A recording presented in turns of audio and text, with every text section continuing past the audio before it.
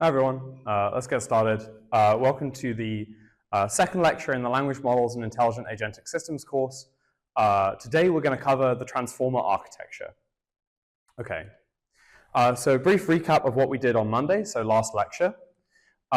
We started by giving a definition of what language models are. So language models are mappings from sequences of tokens, so previous tokens, to probabilities over the next token in the sequence. A neural language model, which is what we're going to talk about today, in particular transformer architecture, is one of these mappings which is implemented by a neural network of some kind. So today we're going to talk about how you can implement one of these mappings using a kind of neural network known as a transformer.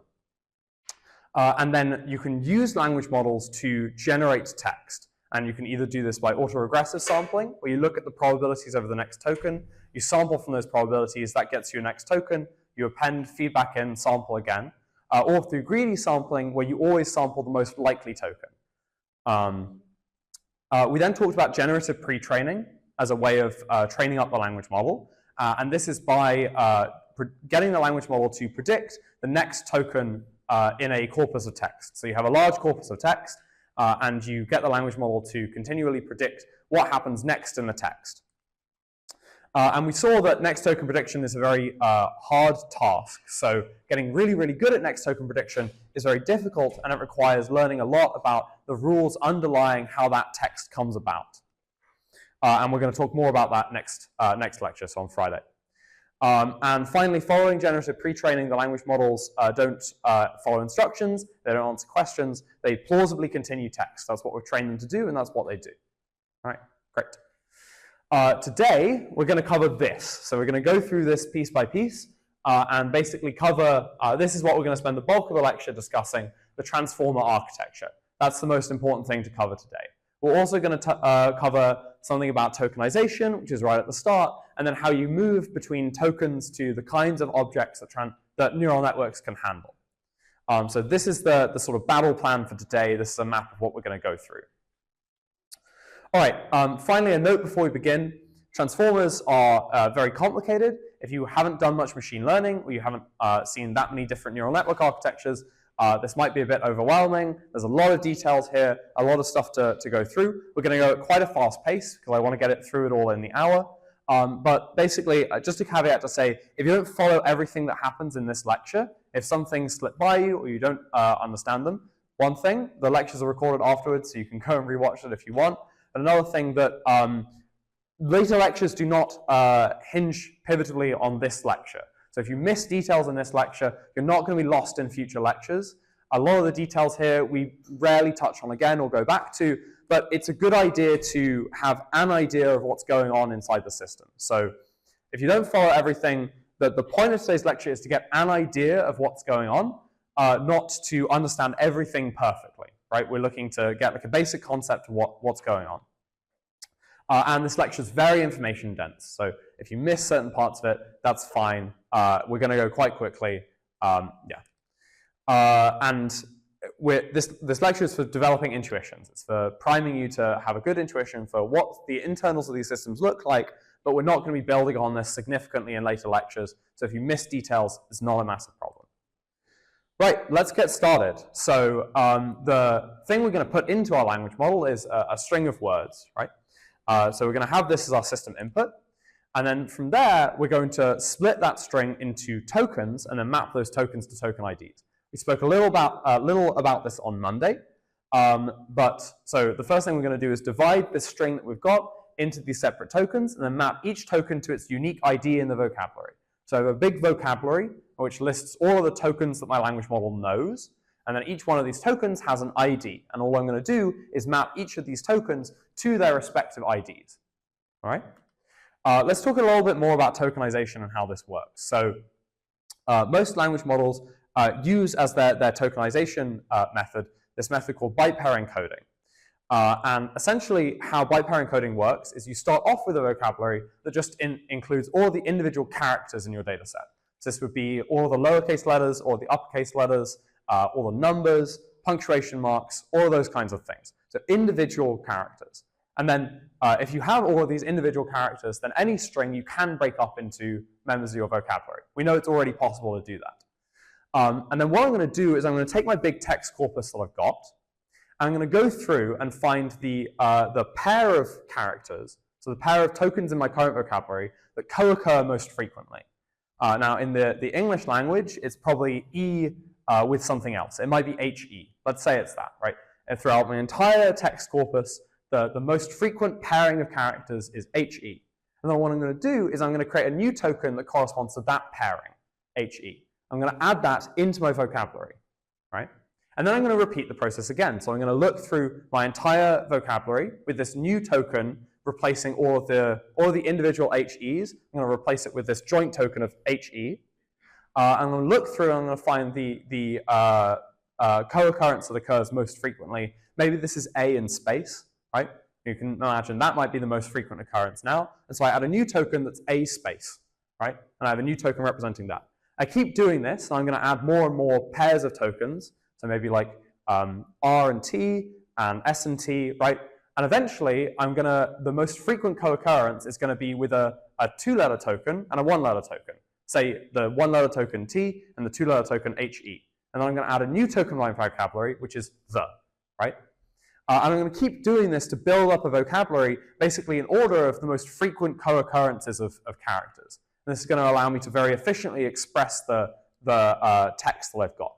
So in practice, these tokens end up slightly smaller than a word, and the conversion rate is roughly 100 tokens to 75 words.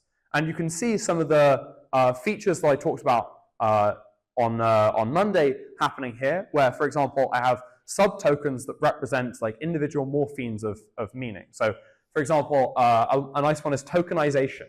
Right? You can see that the tokenization word is broken up into two tokens. One token that's just token, which is in my vocabulary, and one which is ization, right? And so models are able to put together compositionally sub-tokens that have meaning in and of themselves. So these two tokens, token and ization, have meaning in and of themselves, and I can put them together to understand a new concept, tokenization. Another one of these that I like quite a lot is there's a -P token and an air token. Right? Cool. So this is how tokenization looks. And then, again, I'm going to map these tokens that I've got into their respective IDs. So listed here is, for each one of these tokens that I've got, it's mapped to its respective ID within the vocabulary. All right? So what happens next? So we're going to take our string, split it into tokens, and map those tokens to their IDs. What happens after that? Well, now I need to map the IDs into embedding vectors. So I'm going to feed this all into a transformer, which is a type of neural network. And neural networks generally operate on big vectors of embeddings. And so the first step to getting me able to put it through the transformer is to map into this input embedding. So how does this work? So I'm going to start with my token ID. So in this case, 38. I'm looking at the 38th token. I'm going to map it into a learned embedding vector. So the idea here, and this embedding vector has length D model. So this is how you denote the length of these embedding vectors. And the idea here is I'm going to construct this matrix, which is called the embedding matrix. And it's going to have one row for each token in my vocabulary, right? So I have a row for token 1, a row for token 2, a row for token 3. And I go through like this. I have one row for each token in my vocabulary. And each row is of length D model. And then when I'm mapping from token IDs into my embedding space, all I'm going to do is I'm going to look at this. I'm going to index into this matrix. I'm going to index into the matrix in the relevant position for the token ID, right? So if I want to get the embedding for the first token, I index in here. The second token, I'm going to index in here. Last token, I'll index in here. I'll get that particular row. So I'm just going to get my IDs and use them to index into this embedding matrix here. This embedding matrix is a learned matrix. And you can think of it in that we're going to update the parameters of this matrix via gradient descent when we train our transformer. And you can think of it as the basic operation that it's doing is trying to embed these different words, these different tokens, into a very high-dimensional space, a space of length D model, such that similar words end up very close to one another, so that I have some intrinsic grasp of what the basic meaning of these tokens are as soon as they're fed into the model. Great, I think we'll pause here. Does anyone have any questions? Yep. Sorry. Oh, I want to check that I'm understanding right. The token IDs are mapped onto the vectors using this embedding matrix. Yeah. What do you actually do to the ID? Operation do you perform? So the operation you perform to concretely do this is I want to like index into here.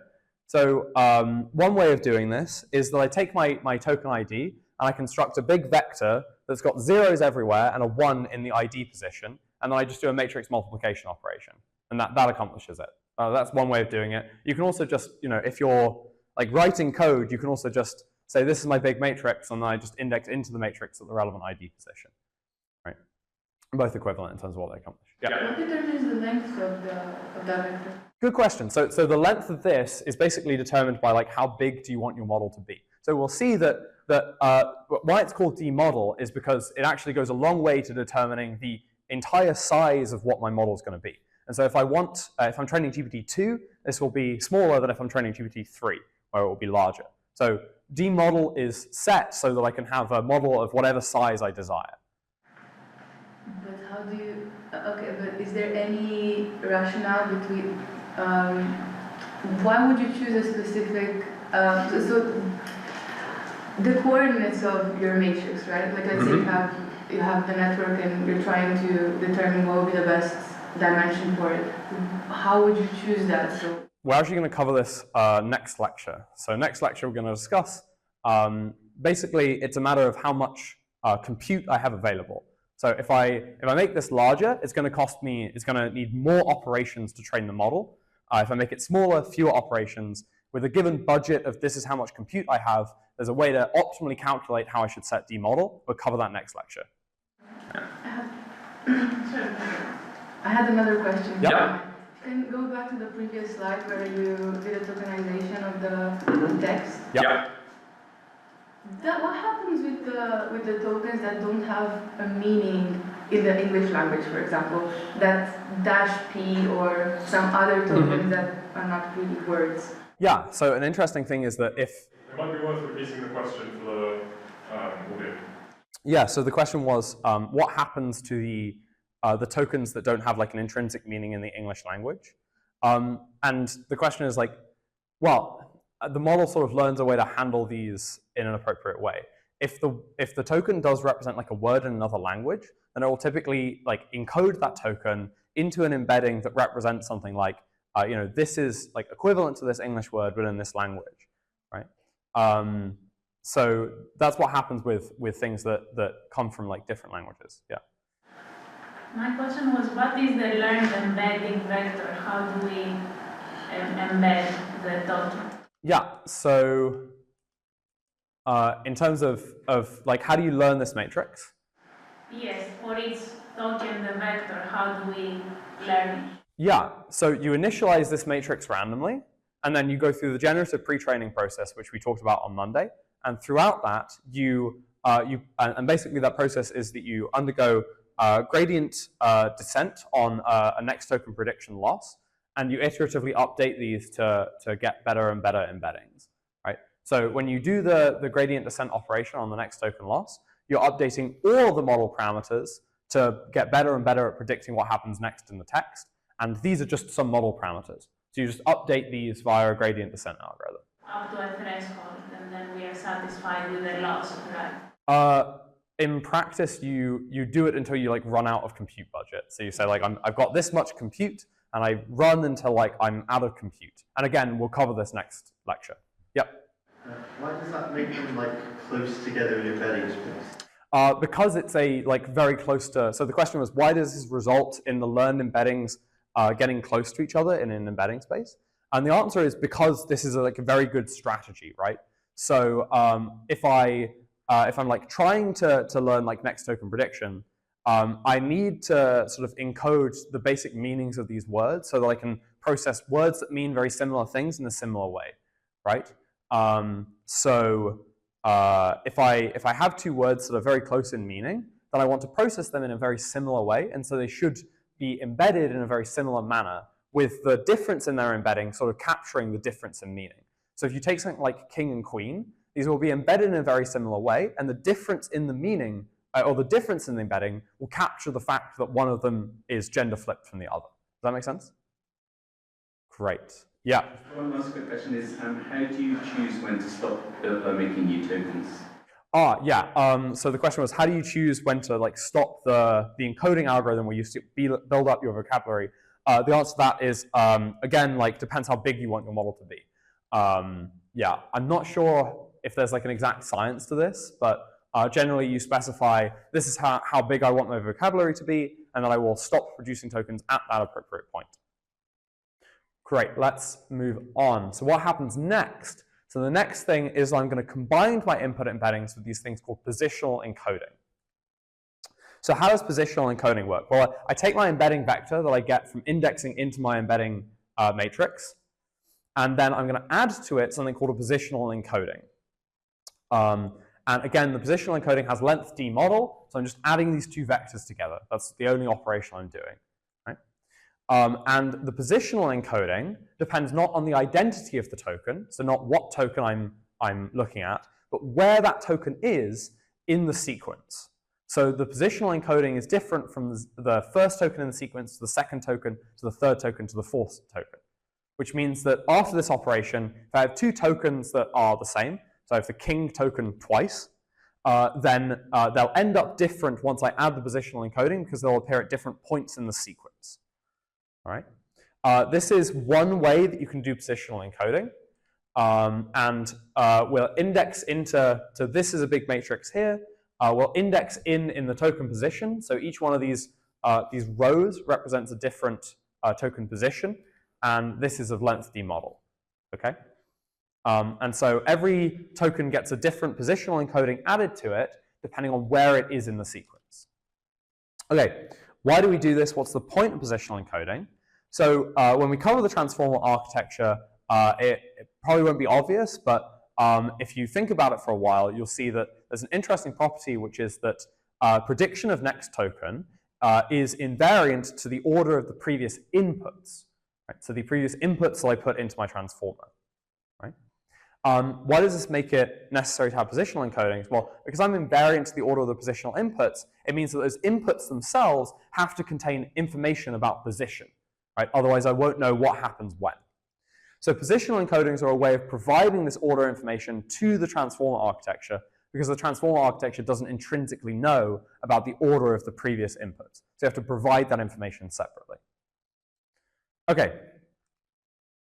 So we take our embeddings, we add the positional encoding to them, and then we feed them into the transformer architecture. We will cover the transformer architecture after we've done the output of the system. So we're going to come back to that.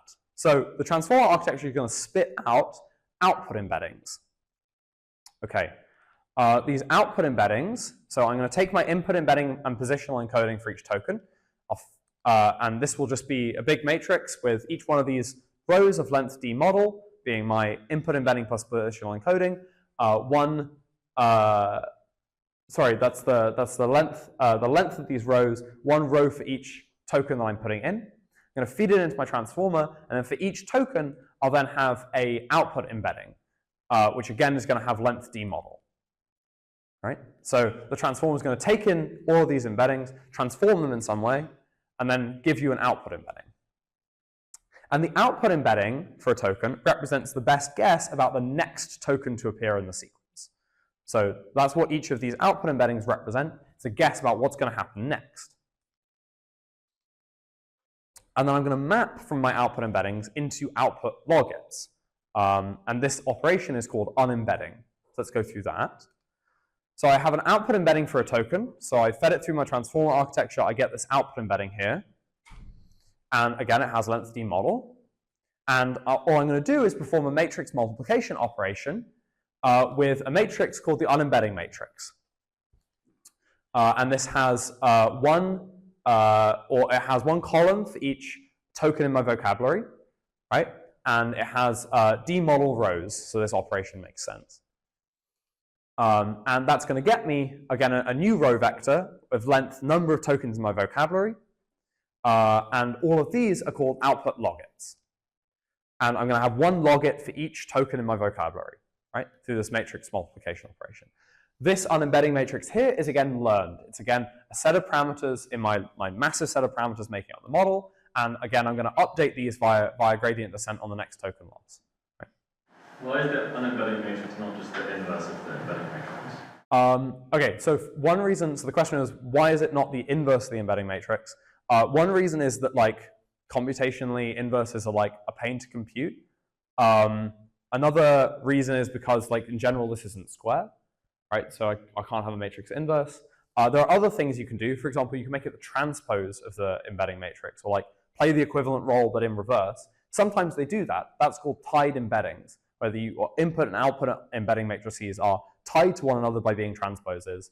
I think in general the consensus is that it works better if you let them both train, kind of because they're doing opposite operations or like different operations. One of them is trying to get you from input token ID to like an embedding space, and the other is trying to get you from like that embedding space to a prediction over the next token. But sometimes they are tied in that way. But generally it's better to let them be learned. So I get my output logits. I have one logit for each token in my vocabulary. And then I'm going to map these to next token ID probabilities, and then just do the operation from ID to token to get probabilities over next token. So how do I do this? I'm going to do this via the softmax operation. You may have encountered this before. We'll just go through it quickly. So I have these logits, and what I want is a probability over next token. That's what I'm looking for. But probabilities have two properties that matter. One, they're all non-negative. I can't have a negative probability of something. And two, they sum to 1. Right? These are sort of important properties that probabilities have. Whereas my logits that I've got, they're just the product of a matrix multiplication, right? I take my unembedding, output embedding, I multiply it by the unembedding matrix, I get a new vector, right? And in general, all of the elements of this vector just live in R, right? They're unconstrained. They can be positive, negative, greater than 1. There's no constraint over the sum. There's no constraint over the sign. And so what I need to do is transform these logits in such a way that they now satisfy these two properties, being non-negative and summing to 1. So I take the logits for each possible next token. So I have one logit for each next possible token in my vocabulary, right? And then I'm going to perform the softmax operation to map the probabilities of each possible next token. And what does this look like? Well, I'm going to do two things. One, I'm going to take e to the power of the logit, and then I'm going to divide by the sum of all of those e to the power of the logits. And we can see that these two operations in sequence accomplish both of these two goals that I want. So first of all, if I do e to the power of the logit, I'm always going to get something non-negative, right? Even if the logit is like negative 1 billion, e to the power of the logit will still be non-negative. It will be a number just above 1, right? So e to the power of the logit always gets me something non-negative, and so I've mapped into a non-negative space.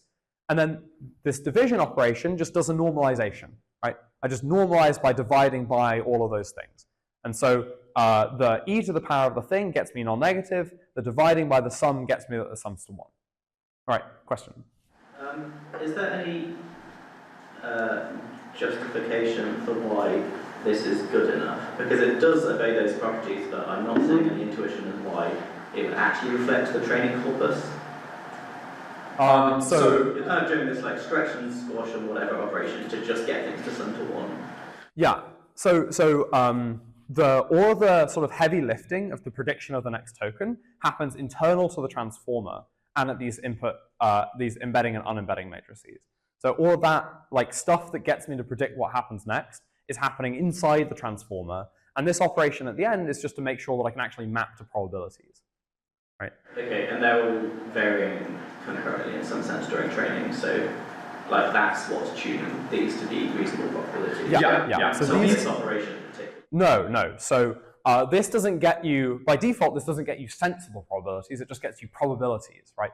But in order to train to like maximize the probability of the next token, I need my outputs to be probabilities, right? And so this is a sensible way of doing that mapping. There are other motivations, one of which is something like when I'm actually looking at next token prediction, I'm trying to maximize log probability. And we can see that if I take the log of this, I get something that kind of behaves nicely. And so it ends up being a nice way to map into the space of probabilities is using this softmax operation. There are other ways of mapping into the space of probabilities, but this is what is done typically to map from logits into probabilities. Yep.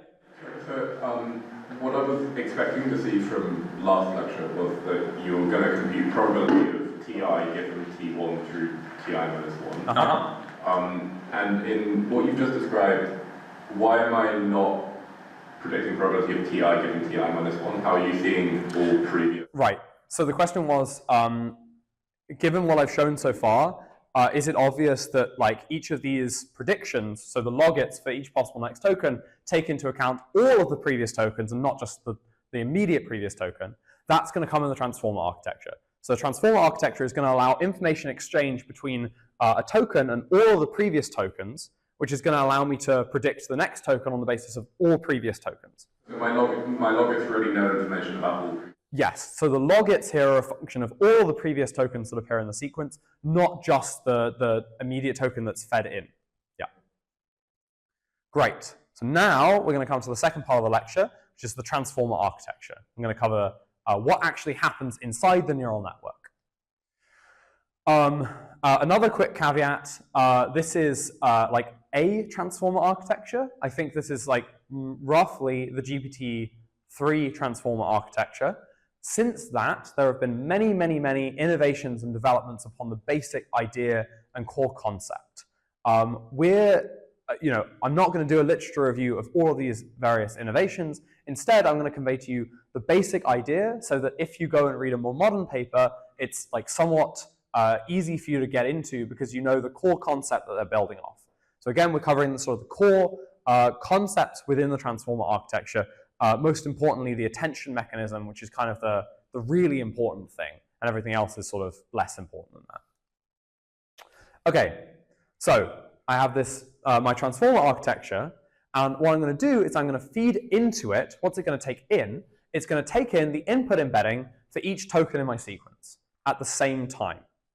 Okay, so at the same time, it's going to take in all of these input embeddings for every token in my sequence, and it's going to spit out at the other end output embeddings for each token in my sequence. And remember, these input embeddings represent like what token is this, right? It's a representation of the token. And the output represents a prediction over what's next. What token am I going to see next in the sequence? All right.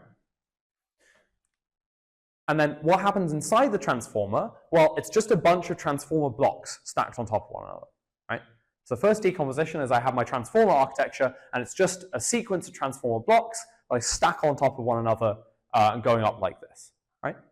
So the collection of input tokens gets processed by one block and then fed to the next block, and I go on, and then eventually I spit out output embeddings, right? So now let's take a look inside this transformer block. So each transformer block is going to take in the embeddings for each token after some number of previous blocks, right? So each one sees the embeddings having been processed by one block or 2 blocks or 0 blocks if you're the first block, and it's going to spit out the embedding for each token following n+1 blocks, right? One more block. This is the one more block that it's traveling through, all right? So this is what it looks like inside a transformer block. There's basically 3 key mechanisms that we're going to cover. I guess 4.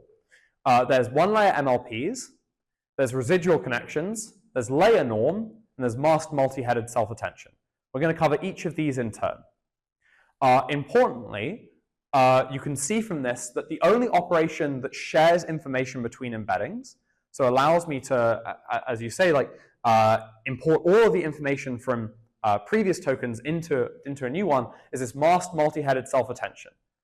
This one shares the information between the different embeddings. These other ones you go through in parallel independently. So when you're going through this, if you're the embedding for token 1, when you're going through these ones, the layer norm, the residual connection, and the one-layer MLP, you don't know anything about what's happening to other tokens. You do that independently. That's your own business. When you're here, you share information between the tokens. So we're going to go through these different mechanisms and have a look at what's going on inside them. Let's start with the one-layer MLP. All right. So this is MLP stands for multi-layer perceptron. If you haven't seen this before, this is very simple. This block allows for a general nonlinear processing of information. It's very flexible and it's not very interesting. So I start with a linear map plus a bias. So this is a matrix multiplication on my embedding plus a bias of some kind. So this is just a bias vector that's learned. Then I feed it through a nonlinearity. Typically, this is a Gaussian error linear unit, or a GELU. I feed it through a nonlinearity, and then I have another linear map that maps me back to my embedding space. So talking a little bit about the size of these, this is an expansive, what we call an expansive linear map, and then I map to a size that's bigger than the input. So the input here is going to be of length d model. That's going to be the input to these. I'm going to have this expansive map, which is going to map to a larger space, say 4 times d model, so 4 times larger. Then I'll apply my nonlinearity, and then I'm going to have a contractive linear map, which is going to map me back to the d model space. So each token embedding goes through the same MLP. So I have one MLP at that point, and each of the token embeddings is going to go through this MLP independently. Any questions? When you say the same, you mean the weights of this MLP are the same, or the transformations the same? The both. Yeah. The weights and the transformation are the same within the block. So let's just go back to this image here. For each of these tokens within this transformer block, this one-layer MLP is shared. It's the same one-layer MLP that all of these tokens are going to go through within this block. Okay. It's not like I have a different one-layer MLP for this token and a different one for this token. It's the same one that they both go through. Yeah. 2 questions. Is that because it's just a lot easier to calculate everything with the same MLP? And also, presumably different transformer blocks do have different ones? Different transformer blocks have different MLPs. That's correct. So within a transformer block, it's the same MLP for all of them. And yes, part of the reason is because otherwise I would have to. It allows me to share the parameters, right, between all of these. I don't have to learn. If you think about, I would have to learn many more parameters if I had a different MLP for every single token. Whereas if I just have one MLP that's shared between all the tokens, I only have to learn one set of parameters for that MLP. Yeah. Why do we do this step? How does it help us with getting better? Yeah, so the question was, well, what's the purpose of this step? What do we do it for?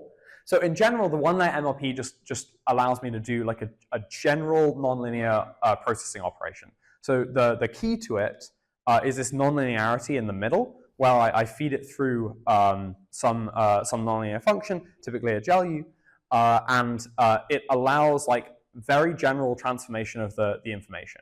I think that there's some evidence that various facts end up stored in MLPs within a transformer. So after you train it, various bits of like factual information end up in these MLPs, and that's where you sort of store that information. But again, this is learned, not given. We don't tell it to store the facts here. We just let it learn to perform the next token prediction task. It puts information wherever it wants, and it turns out that one place it likes putting this information is in the MLPs. Yeah. What's the bias? So as in, like, how do you calculate the bias? Yeah. The bias is again learned. So you have a learned linear map and a learned bias. Right. So in the parameters here, you have an expansive linear map here and a bias that I learn, and then a contractive linear map here and a bias that I learned there. Yeah.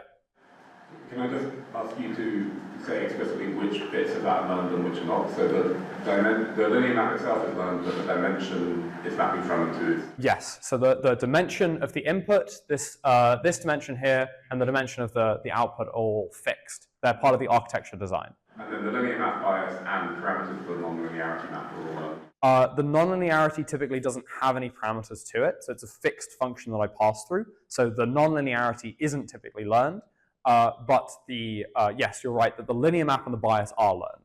Yeah. Okay, what's next? So next we're going to cover the residual connection and the layer norm. We're going to do it in one. So the purpose of these blocks, what they do, is they allow very efficient backwards flow of information. So you think about a transformer, you're training these gigantic models, right? Certainly these large language models, they're really, really big. And in order to train them, you need that information that enters at the sort of output. So you did a good job predicting this token, or you did a bad job predicting this token. You need that information can get all the way down to the start so that it can affect things. And both of these operations, both the residual connections and the layer norm, do a great deal to help in the backwards flow of information from the output to deeper parts within the model. Right? So that's sort of their purpose. And the way they work is that the residual connection and layer norm block is going to take in the output from the previous block and the input to the previous block. All right? And it takes in two things, both the output from the previous block and what we fed into that previous block. So just to draw a little diagram here, I have my my input into the transformer block, and that's going to get fed into the attention, and the attention is going to spit something out. And I'm going to take the thing that the attention spits out and the thing I fed into the attention and feed both of them into the residual connection and layer norm. And then I'm going to do the same thing with the one-layer MLP. Right? I'm going to feed the input to the one-layer MLP to the residual connection and layer norm. That's this operation here. And the output from the one-layer MLP into the residual connection and layer norm. Does this make sense? Great. Okay, so we've got two operations here, residual connection and layer norm. How do they work? So I've got the input from the previous block and the output from the previous block. And then my residual connection is simply adding these together. Right? So I'm going to get the input from the previous block and the output from the previous block. I'm just going to add them together to get a new thing, x. And then the layer norm operation looks like this. Let's sort of break it down. Ignore the g and the b to start with. What's going on here? So I'm going to take x, which is this thing I've obtained from adding the input and the output. I'm going to take away from it the mean. So I'm going to look across the d-model dimensions, and I take the mean across those dimensions, and I'm going to take that away. What operation is this? This is a centering operation, right? It makes it mean 0, right? So if 0 is here and my embeddings or my x vector all is over here, I'm just going to shift it so that it's centered at 0. That's what that operation is doing. And I'm going to divide it by the standard deviation of x. And so this operation is controlling the scale, right? So I might have something that's got a very large scale of many, many different values that look really, really different from one another. If I divide by the standard deviation, it's going to scrunch it into a scale from 0 to 1, right? A fixed scale. Similarly, if I have something that's very, very close together, very compacted, it's going to spread it out, right? So I always end up with a fixed scale after this operation. And then the g and the b, these are learned parameters, right? So these are the only learned parameters that exist within this block, and all they do is allow the model to learn for itself what it wants the correct scale to be. So the g parameter allows you to learn a correct scale. The b parameter allows you to learn a correct location, right? So that's what these allow you to do. There's extra parameters that allow you to learn these things rather than having them fixed by hand. Okay, and then that is the output from the residual connection and layer norm block. And so this operation here can be seen as a kind of Z scoring of activities which standardizes everything. It makes it all the same and allows for efficient backwards flow of information because it makes sure that you never decrease in size. You're always sort of the same size as you go through the model. Okay, any questions about this? Okay, great. All right, finally, the masked multi-headed self-attention. This is the interesting one. This is where the magic happens. So this block is the one that allows communication between embeddings. All the previous blocks, each of the embeddings go through in parallel one by one, right? They don't talk to one another. There's no sharing of information. This is the block where the sharing of information happens. The basic idea behind masked multi-headed self-attention is that each embedding issues a query. And the query can be interpreted as asking, I want this information. I want to know this. I want to know who the King of France is, right? And then each embedding also issues a key which says, I've got this kind of information. So another embedding issues a key that says, I've got information about who the King of France is. And then finally, when a query and a key match one another, so when they align, the embedding that asked for the query extracts the information that the embedding that issued the key said it has. So one embedding says, this embedding says, I'm looking to know who the King of France is. This embedding says, I know who the King of France is. They match, and then this embedding says, the King of France is Emmanuel Macron, right? And then that information is sent to that other embedding that was asking for the information. All right? So this is the basic principle behind how masked multi-headed self-attention works. So now let's dig into the details. So I've got my inputs for each of the tokens that I'm going to feed in, and they're going to get outputs for each tokens. What happens inside? Well, my masked multi-headed self-attention is just a stack of attention heads, right? That's where the multi-headed comes from. I have a stack of these different attention heads, and I'm just going to add together at the end. And so what we need to ask now is what happens within a single masked self-attention head. All right, so each masked self-attention head takes in an input from each token and gives an output for each token. And then inside, we have this complicated thing. Let's break it down. So for each token, each token is going to issue a query, a key, and a value. Right? I'm looking for this information. This is the information I have. If you're looking for this information, here it is. That's what I've got. And then we're going to combine the queries and the keys to get attention scores. So again, I'm looking to know who the King of France is. I know who the King of France is. High level of attention score, right? High alignment. That's going to get me my attention scores. And then I'm going to combine the attention scores with the values, right? And this is going to get attention-weighted values. My attention-weighted values will then be combined to get my output mappings, and then I'm going to spit out an output following from that. So this is the basic chain of causality of what happens inside one of these masked self-attention blocks, one masked self-attention heads. All right. So I have an input for each one of these tokens, x1 up to xn, right? One input for each token. And then I'm going to construct through a linear map a query, a key, and a value, right? So these constructions of queries, keys, and values are just implemented by linear maps. Nothing more complicated than that. Again, these are learned parameters. So WQ, BQ, WK, BK, WV, and BV, these are learned parameters that the model gets to learn itself. We don't set these by hand. All right? So I'm going to put them through these affine maps, so linear map, so a matrix, followed by a bias, to construct the queries, keys, and values. So these are all vectors, and importantly, the queries and the keys have the same dimension, and we denote this dimension dk in some places. Not super important.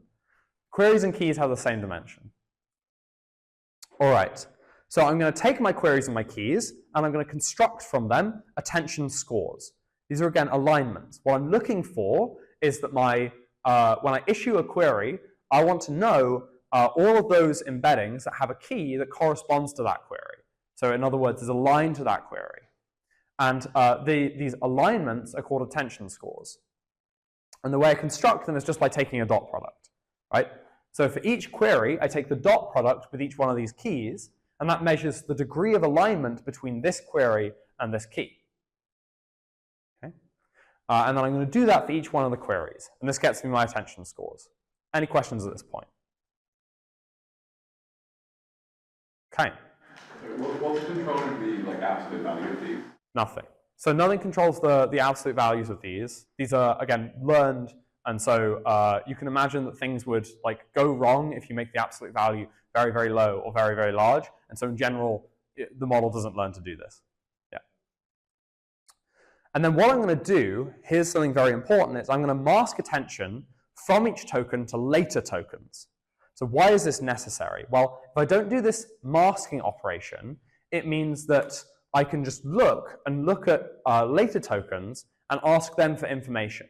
But I shouldn't do this, because then that would defeat the whole point of next token prediction, right?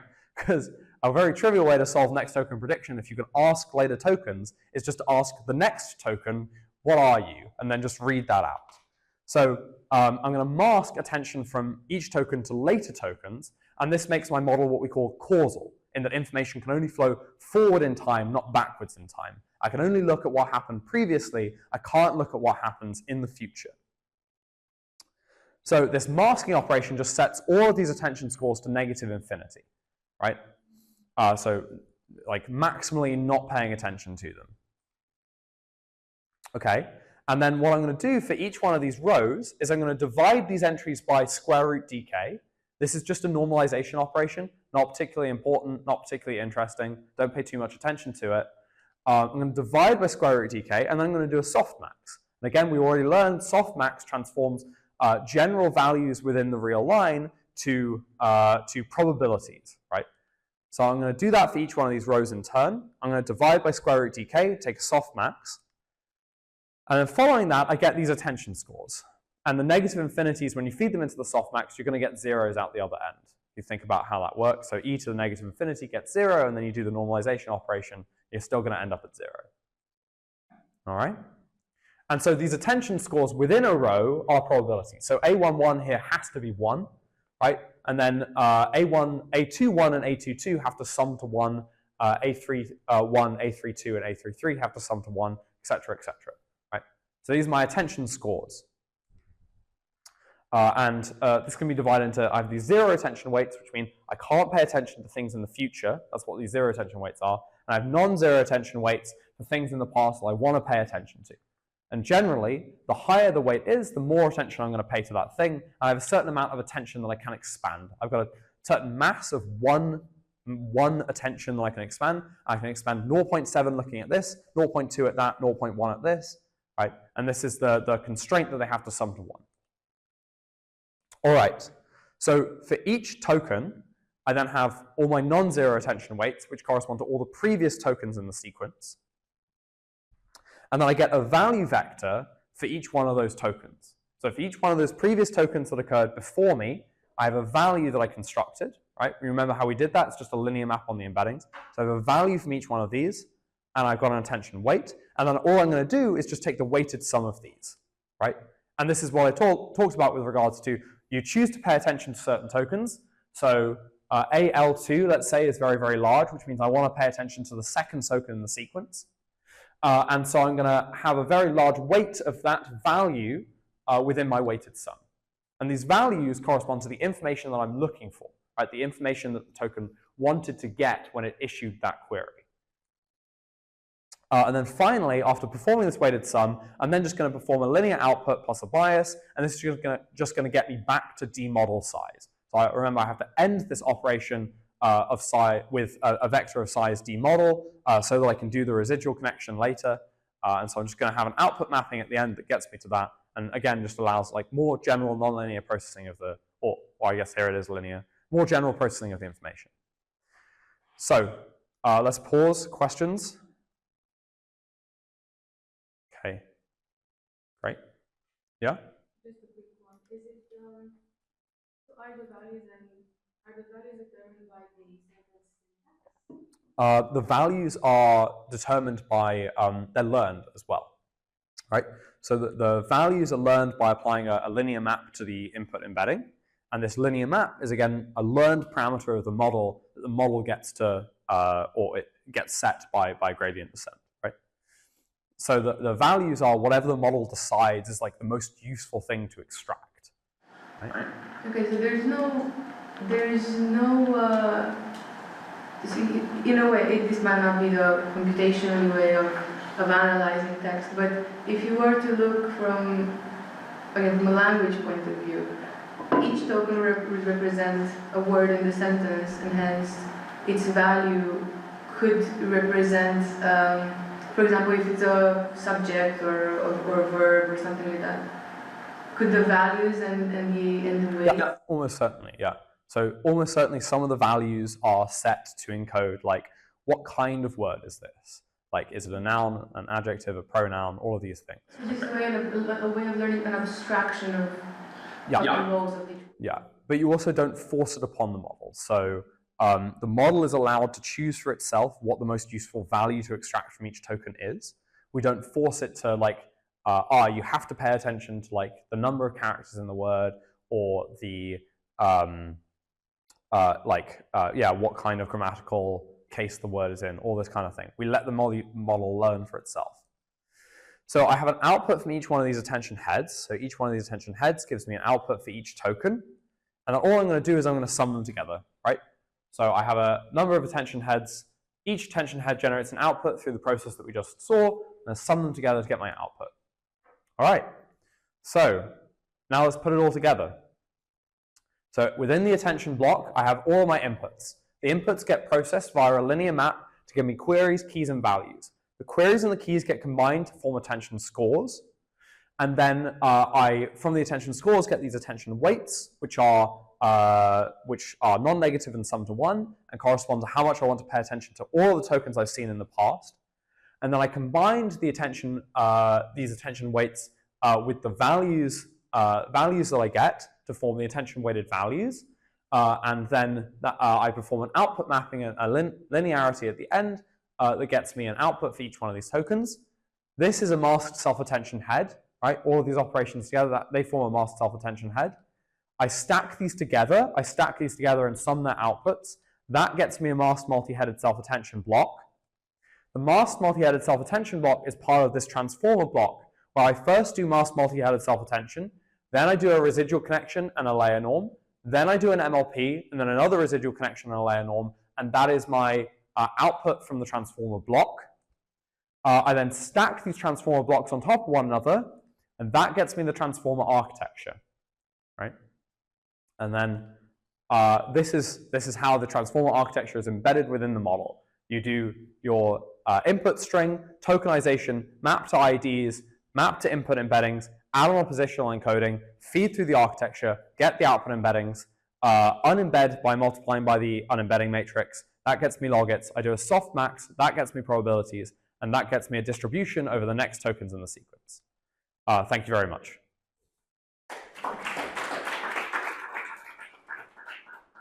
Yeah, questions?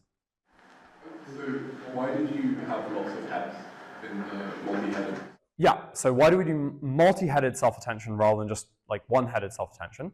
The reason is because different heads, each head corresponds to like asking for a certain kind of information, right? So each head corresponds to a certain, so each head has a query matrix, right? And then within each head, I then have queries that correspond to like certain kinds of information. And by having many heads stacked on top of one another, I allow each like multi-headed block to ask for many different kinds of information. And this allows for like more efficient parallel processing of the tokens. Yeah. Yes, so when you're doing backprop, are you doing the backprop here end-to-end? Like, are you training this from like tokens to next token probabilities, and or are you just doing backprop through the transformer? You're doing backprop end-to-end. So what am I backpropping through? I backprop through this unembedding matrix. I backprop through the entire transformer architecture. So basically everything we saw except for the nonlinearity. And I backprop through this input embedding matrix that goes from the IDs into embeddings. So yeah, end-to-end. So writing all these queries, all these learned parameters, everything happens at the same time? Or when does it think, when we optimize the architecture? Like, do we first find the embedding matrix and then we optimize for the... We learn the whole thing at once. So yeah, end-to-end, yeah. And all these parameters is what we say in the large language model, it's like 7 billion. It's like some of them are the embedding, some of them are from the... Yeah, when we're giving parameter counts, in practice, almost all the parameters are here. So the input and the output embedding matrices, the number of parameters in here is like pretty trivial as compared to the number of parameters in here. Like these are drops, the output and input embedding matrices are drops in the ocean compared to the number of parameters that live in here. But yes, the whole thing is learned. And on the multi-headed discussion we had now, why would the parameters be different for each block? In general, they're initialized differently, and then the model just learns to like use those parameters differently, right? So it just learns that like, I've got like two heads. One of them should be asking about the King of France, and the other should be asking about the King of Spain, right? We decide we should be asking. No. The model learns for itself what queries to issue for each head. Yeah, with these linear transforms. So these linear transforms are learned, and the model decides for itself how it, like, what queries it wants to issue in each different head. I think you're next. I'm interested in comparative scale. So compared to how many different tokens you have, how many different heads are there, and how many different transformer blocks? Oh, I don't think I know this off the top of my head. One, like, if you read the GPT-2 or 3 papers, they have like just these numbers in a table. You can go and look. What stops duplication of heads, as in multiple heads focusing on the same thing? Optimization pressure. Yeah. Like if you duplicate and you have multiple heads that like are both doing the same task, then this is inefficient. You're like wasting parameters, and you'll be punished by the gods of SGD. Yeah. Is it not sometimes good? Is it ever good to have multiple heads focusing on the same thing? So you have like, if they're behaving identically, I'd say like no. If they're like subtly different, there might be some cases in which this is very valuable, especially when you like get to like a really low loss and you need to distinguish like very, very subtle differences. Yeah, couldn't say for sure, but like in general, no, you don't want to duplicate your efforts. You might have said this already, but after you do the attention layer, what's the role of the residual connection? So the layer, like, it rescales everything, but why? So the role of the residual connection, so the residual connection is the adding together of the input to the previous block and the input from the previous block and the output from the previous block, right? And then the layer norm is the rescaling, right? What the residual connection layer does is it means that whenever I'm doing any kind of operation, there's sort of a straight line path through the entire model, right? Because I have this straight line path that circumvents each of the like nonlinear interesting operations and just allows me to get from like any place to anywhere else through these like straight line paths. And this means that like I can very efficiently propagate like gradient information backwards through these like sort of routes that go around the processing. So that the residual connection allows for this like very efficient backwards flow by like routing around in operations, meaning everything sees like all the relevant gradients. And then the layer norm operation, it like standardizes the size of things. So a very simple thought experiment to see why this would be useful is suppose all of my transformer blocks have a size of like 0.9, right? By which I mean, in general, what happens to the inputs when they go in is they end up 0.9 times the size of the, or the outputs end up 0.9 times the size of the inputs. Then if I have like 20 of these, then I'm doing 20 operations that are all multiplying by 0.9, and I end up with something very, very small at the end. In general, this means that like I'm not good at distinguishing things. And so in general, you want the output of each of your operations to like remain sort of the same size, and that's what these layer norm operations do. They normalize sizes. How's different languages taken into account? Are they already being taken? They are not. Yeah. So most large language models are trained on like a almost exclusively English language corpus with like maybe some other languages thrown in there. And so the tokenizer will be optimized for English in general, and then you're not doing anything special to distinguish between languages. So like Spanish words will be broken up into like English-looking subtokens and then like processed in the appropriate way. But provided your training corpus has some Spanish text in it, the language model will like learn how to deal with that Spanish text. Right?